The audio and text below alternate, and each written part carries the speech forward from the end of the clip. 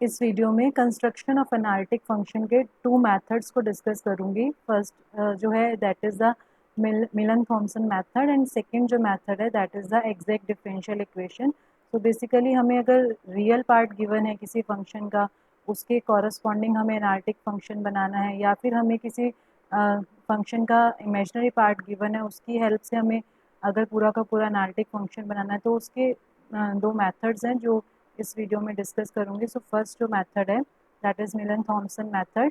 So this is the method for construction of analytic function. So start करते हैं इसको। हमें पता है कि z जो है हम x plus iota y complex number की रिप्रेजेंटेशन रखते हैं। z कॉन्जुगेट में हम क्या करते हैं, हम आयोटा को माइनस आयोटा से रिप्लेस कर देते हैं, तो z कॉन्जुगेट जो है that will be x minus iota y. अगर हम ऐड करके इसे 2 से डिवाइड करें तो we will get x is equal to z plus z bar upon 2, और अगर हम इसे सब्ट्रैक्ट करके 2 से डिवाइड करें तो हमें y is equal to z minus Z bar upon 2 iota मिल जाएगा। सो एफ ऑफ z जो है हम रिप्रेजेंटेशन जो करते हैं फंक्शन लगाने के बाद z को जो लिखते हैं हम इसे u प्लस आयोटा भी फॉर्म में लिखते हैं, वेयर u एंड v जो है they are function of x y. तो बेसिकली अगर हम यहाँ पे चेक करें एक्स वाई को, जो मैंने लिखा है मैंने z और z कॉन्जुगेट की टर्म्स में लिखा है, that means x and y are function of z and z conjugate. So यहाँ पर भी मुझे वही रिप्लेसमेंट करनी है कि अभी एट प्रेजेंट u और v जो हैं वो एक्स वाई के फंक्शन है। मैंने नेक्स्ट स्टेप में रिप्लेस किया x को by this value z plus z conjugate by 2। Likewise y को भी मैंने रिप्लेस किया। सो दैट मीन्स अब u जो है और v जो है वो हमारे पास फंक्शन बन गए हैं z और z कॉन्जुगेट के। सो अगर हम z कॉन्जुगेट को z के इक्वल पुट करें, z कॉन्जुगेट z के इक्वल कब होगा, जब एक फंक्शन का इमेजिनरी पार्ट ज़ीरो होगा, बिकॉज कॉन्जुगेट और फंक्शन में कॉन्जुगेट और सिंपल जो कॉम्प्लेक्स नंबर है उसमें सिर्फ इमेजिनरी पार्ट का डिफरेंस होता है। अगर मैं यहाँ पे आयोटा को ज़ीरो कर दूँ तो z भी हमारा x आएगा और z कॉन्जुगेट भी x आएगा। तो यही प्रॉपर्टी हमने यहाँ पे यूज़ की है कि अगर हम z को z कॉन्जुगेट ले लें, तो जैसे मैंने अभी एक्सप्लेन किया z is equal to z conjugate is equal to x। That means अब जो फंक्शन हमारे पास बनेगा, अभी पहले u जो था वो फंक्शन था हमारा x एंड y का, तो अब की बार x की जगह हमारे पास z लिखा जाएगा और y की जगह 0, क्योंकि हमने ये सब्स्टिट्यूशन की है। लाइकवाइज v जो है वो भी एक्स वाई का फंक्शन था, तो x की जगह z एंड y की जगह 0। अब हमें पता है कि फंक्शन का कॉम्प्लेक्स फंक्शन का डेरिवेटिव जो है हम इसे इस फॉर्म में लिख सकते हैं, curly u by curly x plus iota curly v by curly x. Next step, अगर हमें एनालिटिक फंक्शन कंस्ट्रक्ट करना है तो सी आर इक्वेशन जो है वो उस फंक्शन को सेटिस्फाई करनी पड़ेंगी। तो सी आर इक्वेशन की बेसिकली हमने यहाँ पे वैल्यू पुटअप की है नेक्स्ट स्टेप में। Curly u by curly y जो होता है that is minus of curly v by curly x, जो सी आर इक्वेशन पहले डिस्कस हुई है इससे पहले वीडियोज में।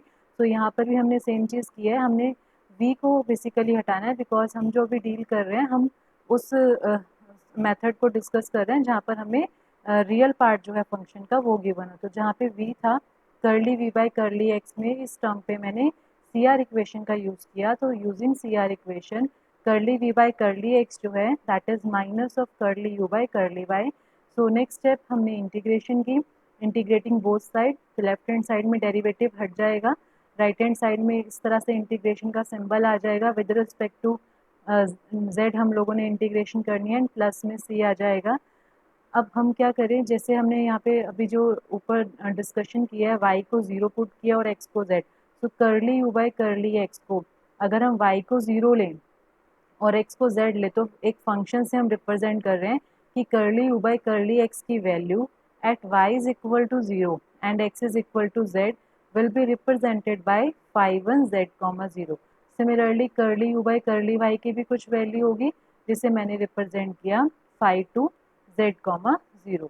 तो नेक्स्ट स्टेप में हम इसकी रिप्लेसमेंट करते हैं, ये phi 1 z, 0 हो गया और माइनस आयोटा ये phi 2 z, 0 and plus c जो है that is the constant of integration. तो ये जो फोर्थ हमारे पास एक्सप्रेशन आया है, अगर हम चेक करें कि हमारा लेफ्ट हैंड साइड में फंक्शन है जो कि एनालिटिक फंक्शन है और राइट हैंड साइड जो है हम इसे सॉल्व कर पाएंगे अगर हमें u गिवन है, बिकॉज अगर हमें न्यूमेरिकल में u गिवन है तो हम उसके डेरिवेटिव निकालेंगे, उसमें जैसे ही हम y को 0 और x को z पुट करेंगे तो हमें φ1z, 0 मिल जाएगा।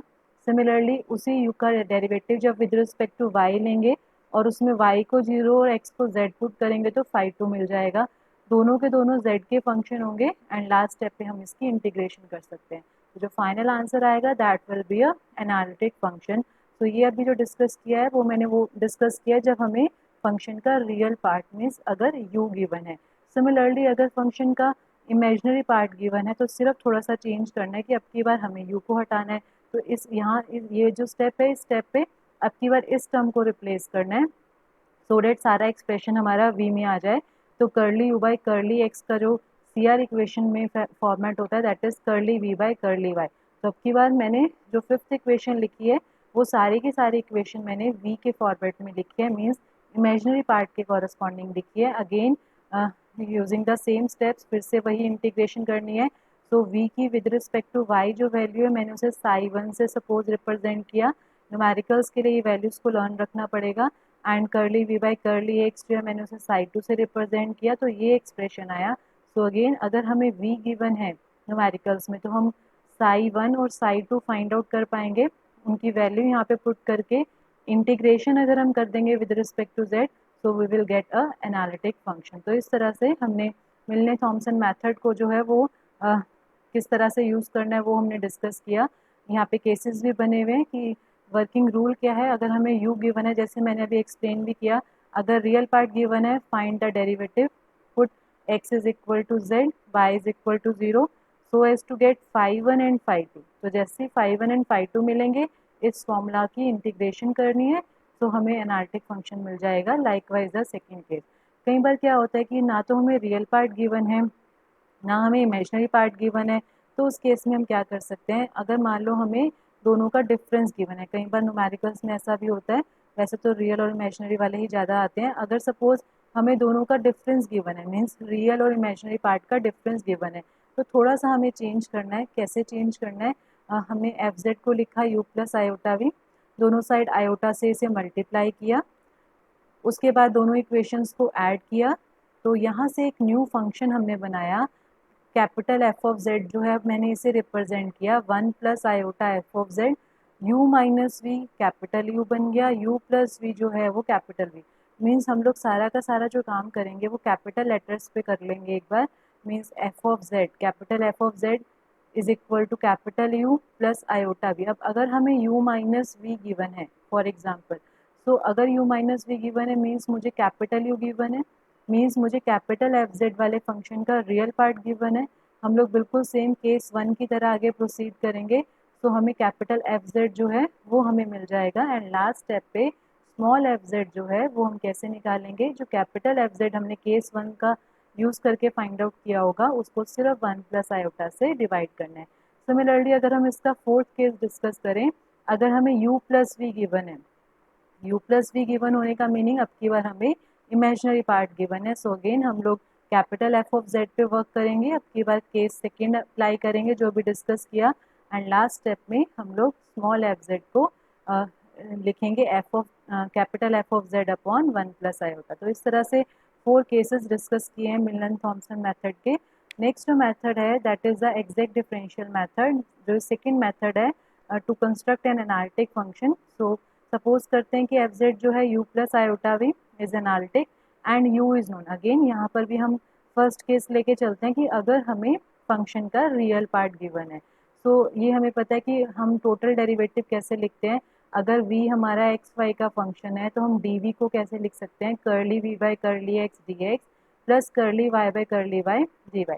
अब हम लोग इसमें CR इक्वेशन का यूज़ करना चाहते हैं क्योंकि अगर हमें इस पार्ट में u गिवन है तो मुझे पूरा एक्सप्रेशन u में चाहिए तो मैंने curly v by curly x की जगह CR इक्वेशन का यूज़ किया। Similarly curly v by curly y की वैल्यू भी CR इक्वेशन से फाइंड आउट की so as to get the expression in terms of u। अगर हम ये चेक करें ये हमारा एग्जैक्ट डिफरेंशियल इक्वेशन से मैच कर सकता है लेकिन एग्जैक्ट डिफरेंशियल इक्वेशन बनाने के लिए हमें एक कंडीशन चेक करनी पड़ती है कि curly m by curly y is equal to curly n by curly x अगर हमारी इक्वेशन इस फॉर्म में है m dx plus n dy। तो m हमारे क्वेश्चन में ये है minus curly u by curly y, n जो है that is curly u by curly x अगर हम इसे एग्जैक्ट डिफरेंशियल इक्वेशन बोलना चाहते हैं तो हमें पहले ये कंडीशन चेक करनी पड़ेगी जो मैंने चेक करी। m का with respect to y derivative लिया, माइनस n का with respect to x derivative लिया, तो जब हम माइनस करेंगे तो आंसर 0 आ रहा है। That means exact differential equation की एक कंडीशन होती है, ये कंडीशन जो है वो सेटिस्फाई होगी, तो उस केस में जो सॉल्यूशन है वो हम लोग फाइंड आउट कर सकते हैं। जो एग्जैक्ट डिफरेंशियल इक्वेशन का सॉल्यूशन का फॉर्मूला होता है वो यहाँ पे अप्लाई किया जा सकता है, एंड उसके कॉरस्पॉन्डिंग v जो है वो हमारा फॉर्मूला जो है वो हमारे पास सॉल्व हो जाएगा। जैसे कि अगर मैं बात करूँ यहाँ पर, यहाँ तक हम न्यूमेरिकल जो है ये किया हुआ है, पहले एग्जैक्ट चेक किया, तो सॉल्यूशन का फॉर्मूला जो होता है वो एक बार यहाँ पे देख लेते हैं। सपोज हमारी डिफरेंशियल इक्वेशन इस फॉर्म में d v is equal to m d x plus n d y, तो ये बीएससी फर्स्ट ईयर में हम लोग डिस्कस करते थे। इसका सॉल्यूशन का फॉर्मूला होगा v is equal to integration of m dx treating y as constant plus terms of n which doesn't contain x।